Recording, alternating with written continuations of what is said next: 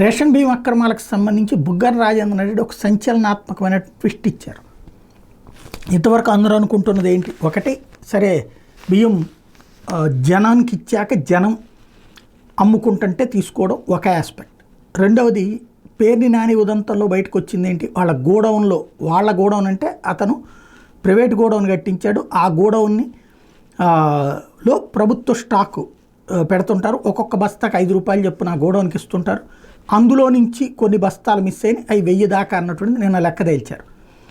ఇటు పక్కన బుగ్గన దాంట్లో 300 దాకా తేడా వచ్చినాయి. బుగ్గన బంధువుల దాంట్లో అయితే అసలు వాళ్ళు పత్తా లేకుండా పోయారు. ఎన్ని వార్తలు వచ్చినాయి.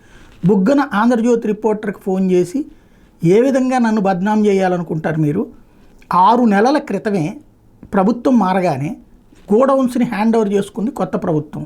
సివిల్ సప్లైస్ డిపార్ట్మెంట్ తరపున మనుషులు పెట్టి వాళ్ళు మానిటర్ చేసుకుంటున్నారు. ఈ 6 నెలల్లో తేడా వస్తే మమ్మల్ని ఎట్ట అడుగుతారు, అంతకుముందు ఉన్నటువంటి అప్పుడు తేడా వస్తే మేము బాధ్యులం అవుతాం.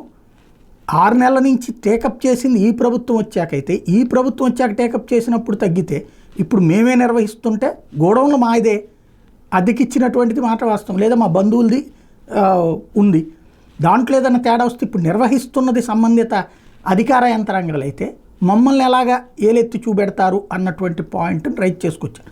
ఇది బుగ్గనకే వర్తిస్తుందా లేకపోతే పేర్ని నాని దాంట్లో కూడా వర్తిస్తుంది? వాస్తవంగా పేర్ని నాని బయటకు వచ్చి అదంతా మాట్లాడేవాడు, కానీ ప్రస్తుతం తన కుటుంబానికి తన భార్యకే వచ్చినటువంటి సమస్య కారణంగా బయటకు వచ్చి మాట్లాడలేదు. అసలు నిజాలు మరి పూర్తిగా బయటపడతాయంటే మనం ఇది నిజం చెప్పులేసుకునే లోపు, వాకిట్లోకి వచ్చి చెప్పులేసుకునే లోపు అబద్ధం అరువులు చుట్టొస్తుందని ప్రస్తుతం అయితే ఒక వదంతిని, లేదంటే కనుక ఒక చోరీ జరిగిందన్నటువంటి కాన్సెప్ట్ని, అవకతవకలు జరుగుతున్న కాన్సెప్ట్ని మాత్రం జనంలోకి బలంగా తీసుకెళ్ళగలుగుతున్నాడు.